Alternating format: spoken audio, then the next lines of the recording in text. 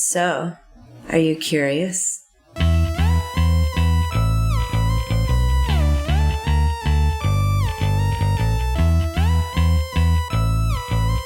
Welcome to the Curiosity Codex.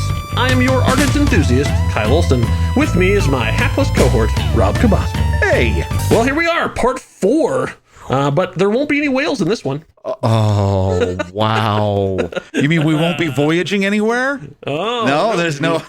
No. So, but I've heard the confusion out there, even though, we're recording this before anyone hears it. We've done 3 episodes so far, and we haven't mentioned any of the characters you've ever heard of, and none that have been in any feature films.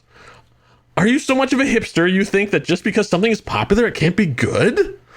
And Rob, I'm shocked you would post that anonymously and not just say it to my face. That's not cool, bro.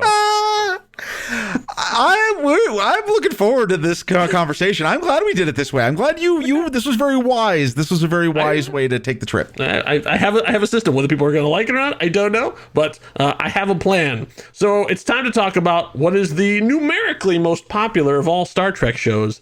It's the 7-season juggernaut that transformed the adventures of Kirk and Company into an actual sci-fi franchise.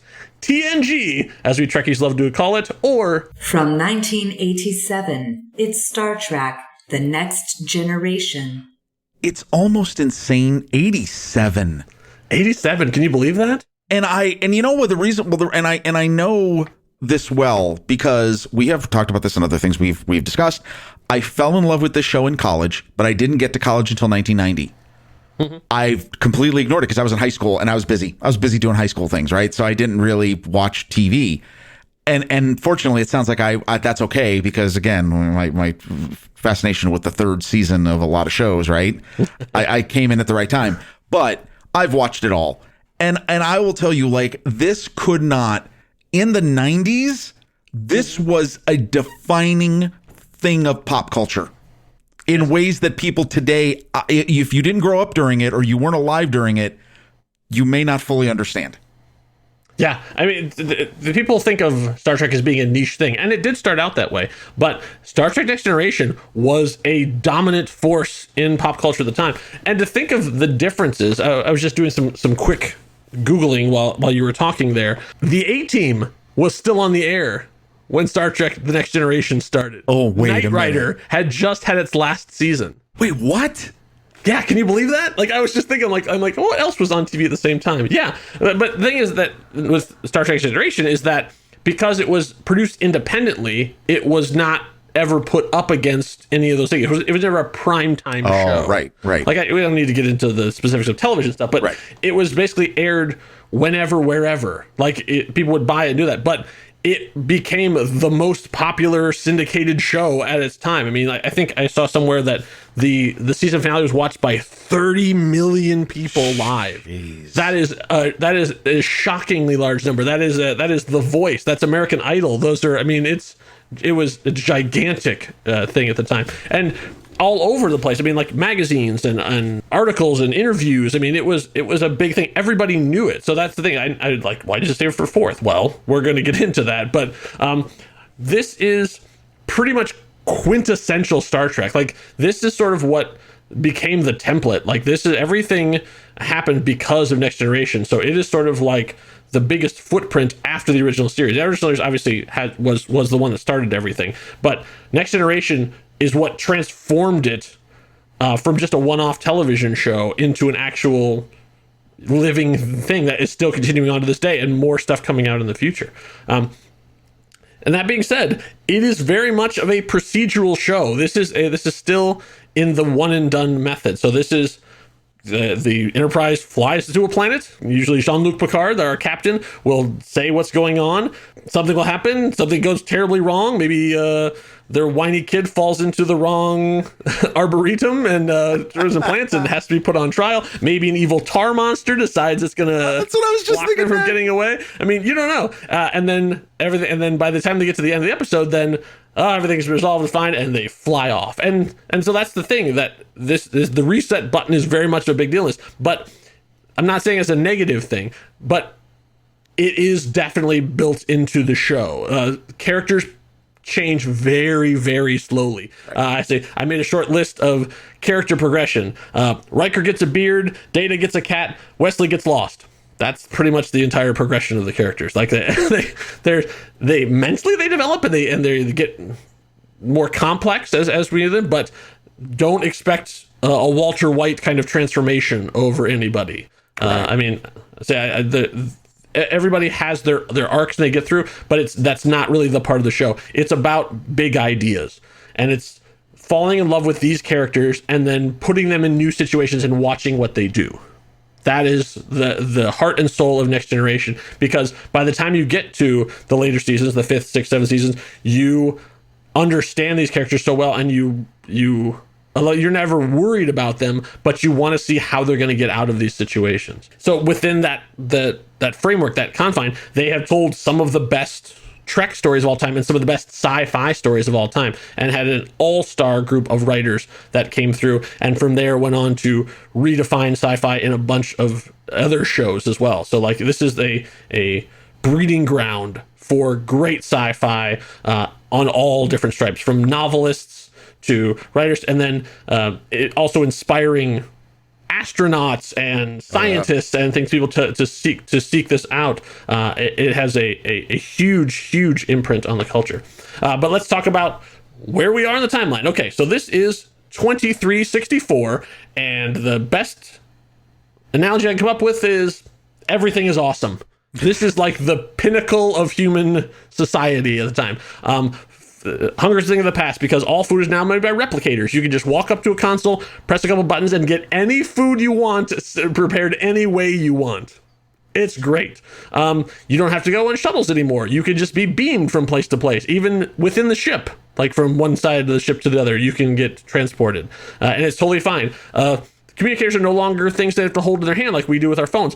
Everything is in small badges that they are attached to their chest. So they can just tap it and get communication with anybody else on the ship or anywhere else on any of the planets, because that's how powerful the thing is. But at the same time, space is still, as Douglas Adams says, big, really, really big. So there's a lot of the galaxy left to explore. So there is a much more of a calm, society built around Earth and the Federation stuff too. So everything is cool, man. Like it's just fine. Like nobody's fighting with each other. Everybody's got enough. Everybody's just chill. And so that goes onto the ship too. So it's not this sort of like two guns out taming the Wild West feel before. No, everything's kind of settled. Like usually what they're going to find is either people who are not quite as culturally evolved along the way, or a space god who wants to put them on trial. Like it's big scientific kind of things. But this is much more of the Enterprise D. This is it. So like there's been several. I'm trying not to get super nerdy because I don't want to scare some of the new listeners away, watchers, viewers, Trekkies of the future. But so this is Enterprise D, and so it is a much, much bigger ship, and it's much calmer. It is much, as opposed to like this is not the Serenity. This is not the Millennium Falcon. This is not a small ship. This is a giant ocean liner. And so it is, not only do they have all the sort of military types, which is Starfleet there, which they are military by rank and designation, but they're not military in terms of like drilling and yes or no sir kind of stuff. They're much more a really calm Navy. Well, they're just like out there on the wide sea, just like, checking stuff out. Can I tell you? Okay, so if you've never, even if you somehow missed Next Generation, or this is something that you're thinking of getting into, here's the 3 things you need to know about the show. Oh, yes. About how much they broke. And this is brilliant. I can't say this enough. The cast, you could talk for hours about the brilliance of the cast. Who's the Kirk or who's the whatever. No, I'm not even going to get into that. Here's the 3 things you need to know about the show, about what they set out to do and why this worked. Number 1, the ship, like you said, is a cruise ship. It's a hotel. Yes. It is part battleship, part hotel, because the theory was, if you're going to send a whole bunch of people out in space for long times, let them take their families with them so that they can have a good mental and emotional health along with their service. Right. Think about that. They have on the Enterprise, they have schools. They have daycare. They have, places to be entertained. Like it is a living society. So right there, that idea, that was new. That was something completely different. Number 2, we talk about the design of things. The bridge of this ship is not only one of the most stylish and beautiful, it's like a living room. It does not, if you saw that, you just went, whoa, this is not a submarine. This is not a bridge of something. No. Right, because like back in Enterprise, we talked about how everything is hard metal and edges and switches and things. Not by this point. This is gorgeous. This shows a level of refining and of maturity and just serenity. I mean, they have to use the word there, right? But like, there's a level of achievement here. And number 3, you have a captain. To the right is his first officer. To the left on the bridge is a character whose job is to tell him what people feel. Yeah. Yeah. On his left hand is a counselor. What? I mean, if that doesn't tell you the brilliant take the people who put this show together had for how are you going to continue the story, but how are you going to make it different? Yeah. There's your 3 reasons. That's the reason why it works. Yeah, absolutely. I mean, the bridge itself has a great feng shui. Yes. Because like they're leather chairs. They're like raked back a bit. So people are already like physically reclined. Like they're not like right on the edge of their seats, ready to fire photon torpedoes. They're calm. They're mellow. They had all the controls. There's no more switches. There's no more dials. It's all LCD screens, touch screens. It's iPhones before, it's iPads before we knew what an iPad was. That's exactly right. Yeah, and like the reason the iPad's called the iPad is because of Star Trek, because they came up with the pad. They're the ones who had the original concept before Steve Jobs looked at him and went like, I bet you I could make one of those. Yeah, I mean, you've got that. They're in the captain's ready room. He's got a fish tank. I mean, come on, like the whole aesthetic of this. And when people think about Next Generation, I always think everything's carpeted. Oh, carpeted. And we could get into like even some of the other technologies, but one of the things I think always people kind of think of when they think of Next Generation, they think of the theme. And a lot of people forget that the theme is not from the Next Generation. That music was not made for them. It was made for the Star Trek the Motion Picture. They borrowed it. Like, all right. Right. So I still come back to your families are there. It is a living room bridge. The captain is worried about emotions as much as the trigger. Holy cow. I mean, because as like I say, next episode, spoiler alert for those of you who like to be surprised, we're going to talk about the original series. Right. The original series is much more of a cowboy show. And we're gonna get into that, what that means. But like it is the wild frontier, and so you have your main captain is the sheriff, and so like he's ready to punch or shoot or kiss, whatever it is. This is not that. This is master and commander. Like Jean-Luc Picard is a very stiff, formal person, and so he expects the same of his crew. He has a level of discipline that he expects all these things, and he is much more of a diplomat than he is a punch him on the jaw and shoot him in the face kind of guy. Like, that's his first officer. Yeah, he's got that guy, and he's got a security officer who's ready to throw down if needed be. But that's not his thing. He's gonna talk to you about this stuff and make it so violence is the last resort, which is very much of a different thing. So he approaches his situations on, hey, let's just calm down and talk about this, and so it's a very different feel. So that also makes the show much more serene and much more like, let's think about what's going on. So, okay, let's talk about the step out of the inside of the show and step outside a little bit. So the first season sucks. If anything, you listen to this episode, you know that this is we have to establish up front. The first season of Next Generation is terrible. You got to watch the first episode. The first episode. That is a requirement. Right.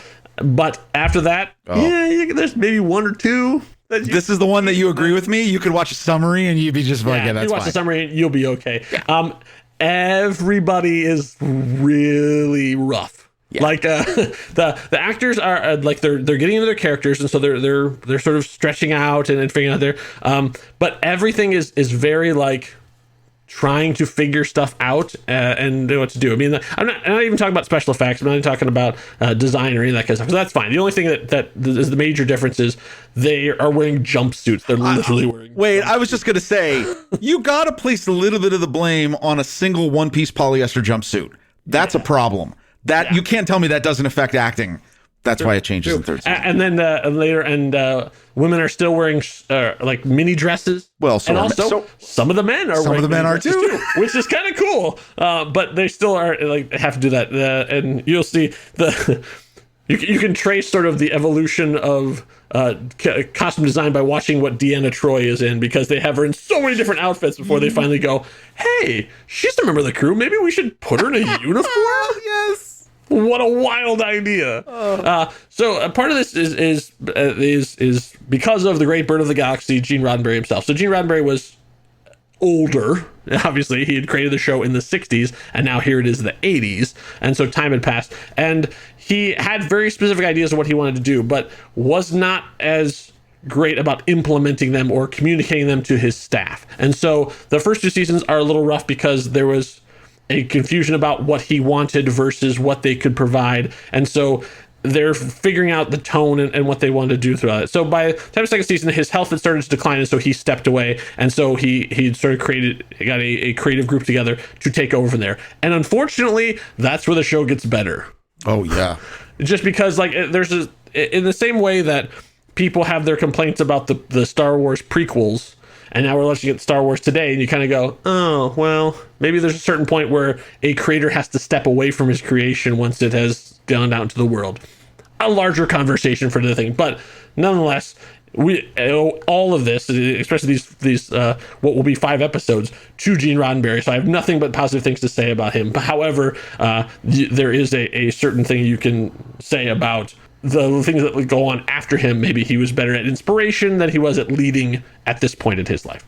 Unfortunately, he then died during season 5 of the show, but his creation lives on and has provided many hours of enjoyment and financial security for a lot of people, and so we're grateful for that. So one of the things that he established is there are no story arcs. So the same kind of thing. There's occasionally there's a 2-parter, and they got to the point where they realized, oh, if we did a cliffhanger at the end of the season, people will come back to see the other side of it. And so you'll have those kind of things. But for the most part, it is one and done. You will have people come back. So like a character will show up and have it eventually, like, there is a Klingon serving on the Enterprise. That is a major thing that you find out. Like, that is how much peace has changed things.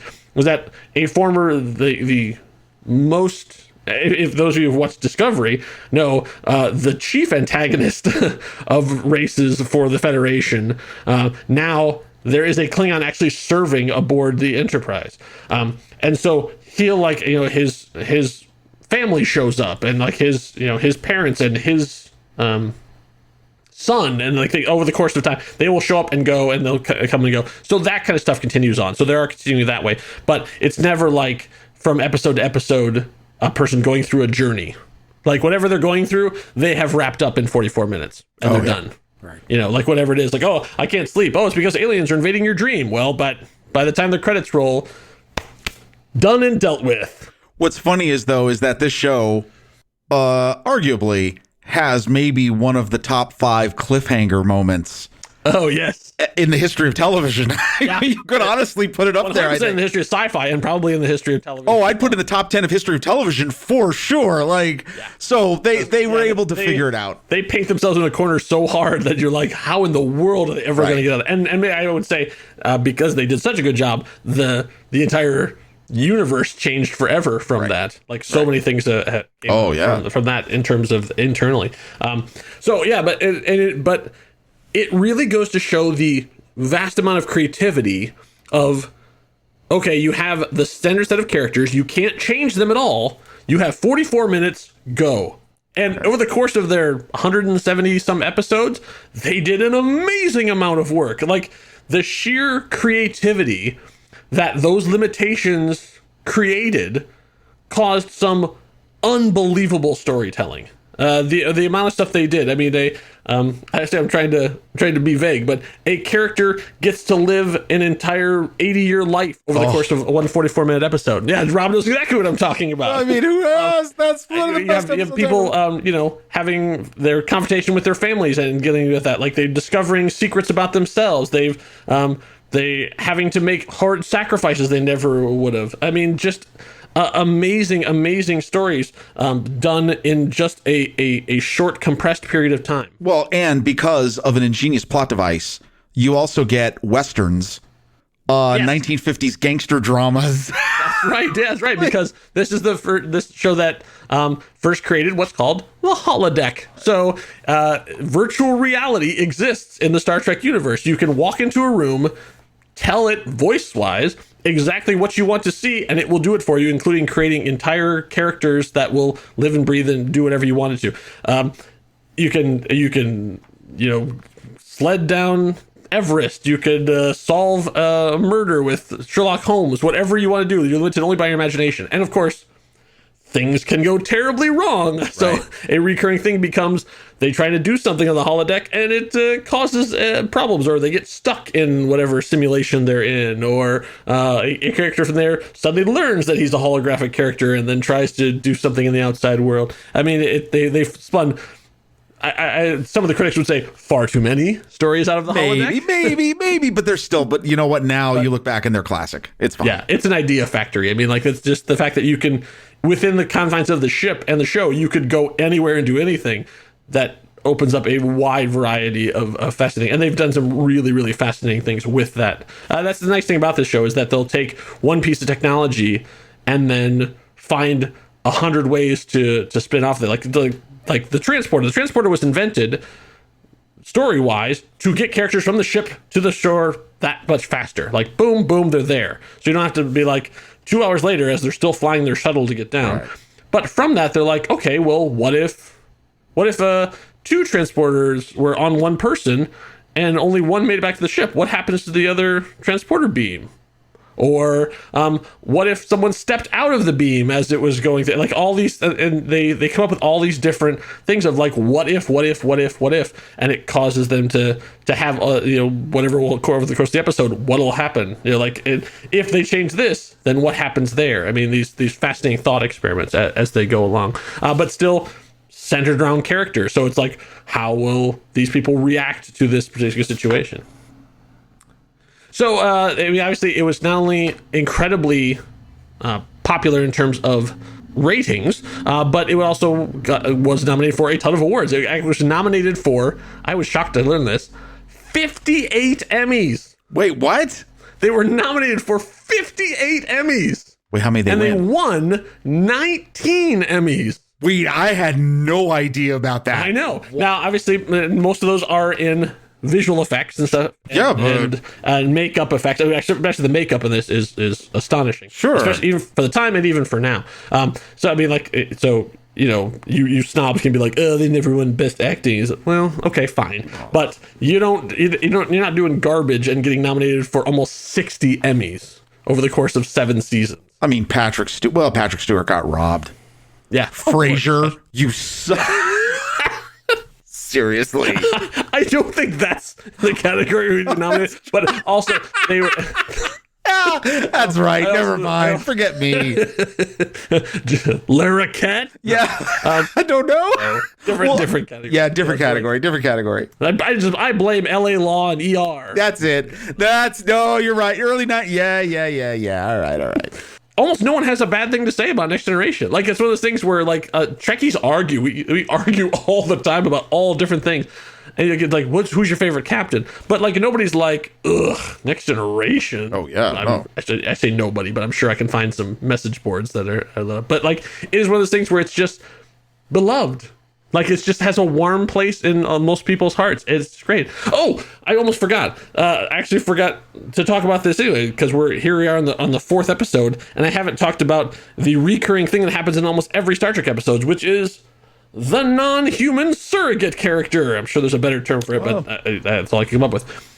In every Star Trek series, there is a character who is not human, who is used as an example of what humanity is like, or has to learn about humanity. And so it ends up usually getting a lot of the focus, and usually gets a lot of fan love too, because it is not a human being, but people really respond to the character. So obviously the first one of this is Spock. And so Spock was one of the big ones. He is half human, he's half Vulcan, and people just went crazy for him. In this show, it is Lieutenant Commander Data. So Data is actually an android. He is not a human being at all. Never was human, never will be. But he is sort of doing the Pinocchio journey of, I want to be a real boy. So he's learning about how to be human by being around humans, and he is like probably the second most important character in the whole thing. He becomes the focus of a lot of the stories, sometimes to the detriment of the other characters, but Brent Spiner plays him so amazingly well, and you don't understand how good of a job he's doing until they start giving him other roles to play in the show, and then you go, oh, this guy's really good, because every time he shows up as another character, you get to see another level of his performance. And so every show has it. I can't believe it took me this long to mention this, but in Deep Space Nine, it's Odo. So Odo is a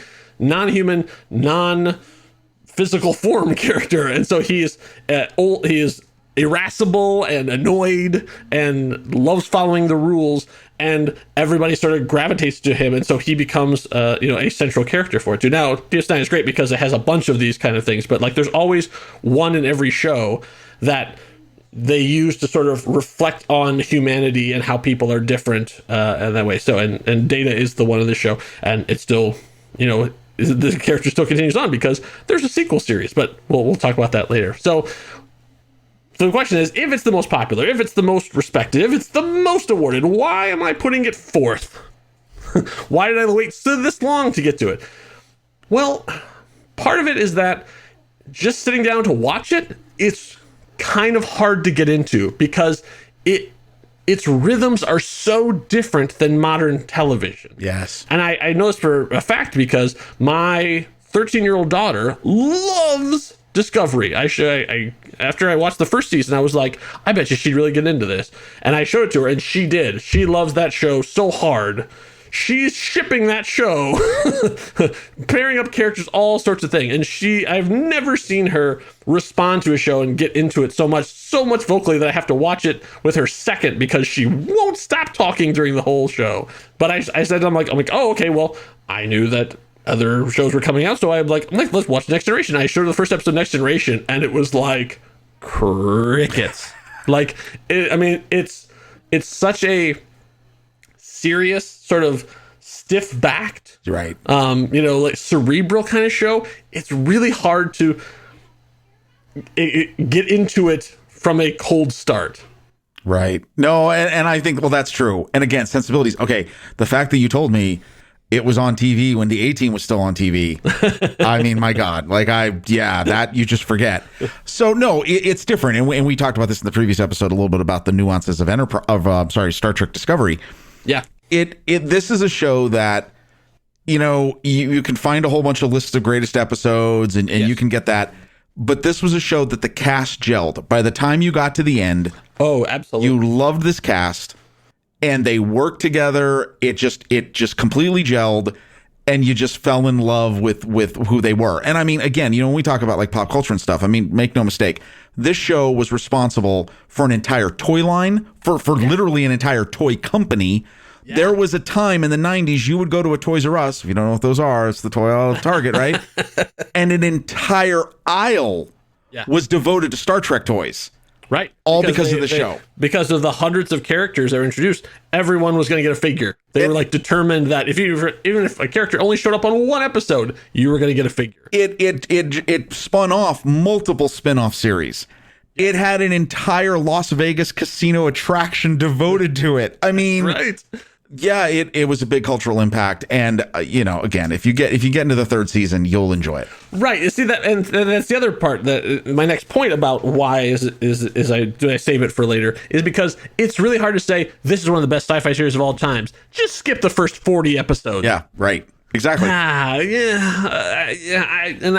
Whenever anyone comes to me with that, I'm always like, oh no, I'm just not going to. So this is actually what this episode is doing. I'm trying to say it is worth the journey. However, a lot of it is not great. But I mean, you can say that most shows. I mean, most of the second season of Breaking Bad is kind of terrible. And let's face it. Remember the shoplifting thing? Come on. So, but it is worth it because the more you get to know these characters, the more you love it. And Rob is absolutely right. They gel as an ensemble so amazingly well that you can pick any two characters and put them together in a scene, and it's riveting. Yes. Totally. Like there is everyone is pulling their weight. There's not one person on there where you're like, ugh, that guy again. Oh no. Like, well, like no. But he gets out of it. Oh, and we love him, but I mean, yeah. All right, so let's talk about that. So obviously, the big thing that was controversial and still is for some odd reason controversial is the fact they put a kid on the Enterprise. Okay, so Will Wheaton. Now we love Will Wheaton. Of course. I have been privileged enough to meet the man. He was super cool to me, even though I was fanboying out with him. But he was brought in as like the Wunderkind, like he was the Doogie Howser. Is there a more modern reference than Doogie Howser? What is I don't know. Kid? I can't think of. There always usually seems to be one, right? Who's the one now? Yeah, I don't even. Oh man, I don't know. Wow, my 40s are showing. Oh, no kidding. Yeah. So, there's a new Doogie Howser coming out. That's right. So that I'm not behind the times. I'm ahead of the times, Rob. He was brought in as like the super brilliant kid. Gene Roddenberry loved this idea and wanted him on there too. And so it became a lot of like, well, I think you'll find. And so it ended up Wesley saving the Enterprise a bunch of times. And by like the third or fourth time, people are like, okay, like we have a lot of brilliant scientists and trained professionals here. It doesn't have to be the freaking kid every time. Right. And so there was a bit of like snobbery backlash against Wesley Crusher. And so they were like, ugh, not my Star Trek. Get him off the bridge. Ugh. Okay. But when you're a kid watching it, that's kind of awesome. Right. Like to see, right. and you can see, it depends if you're a 50-year-old person and you're seeing like this 16-year-old kid who's solving all the problems, you're like, ugh. But if you're 16 and you're seeing a 16-year-old kid on the bridge of the Enterprise solving all the problems, you're like, hell yeah. No. So it caused a big backlash, and eventually he left the show, and then he's off wandering around the galaxy. Actually, it's one of the weird unresolved plot lines of he just sort of steps off into the universe and is never seen again. But Picard season 3. Let's hope so. I mean, so, really? Wherever Wesley Crusher is, I hope he's happy because Will Wheaton does not deserve any of the hate for that. Oh, Let's not forget that he was just an actor doing a job. Totally. Yeah. In the same way that Wyatt Russell is just an actor doing a job. Now the difference there is you're not supposed to like him. Yeah, his job, he's doing his job. Will Wheaton's job was not to be hated. No. Jeez, oh my god. Yeah. Plus, his wardrobes was never a help. So the nice thing about going into Next Generation now is you don't need to know anything. Like everything I've told you in here is actually more than you do. Like you did the extra credit by listening to this before you go and watch it because they don't assume you know anything. So everything is explained to you. Plus the roots of everything that we talked about in other shows start here. The first Ferengi are in Next Generation. The first Cardassians, the first appearance of Q, all of these things start here and they go on from there. So you are not expected to have done advanced reading.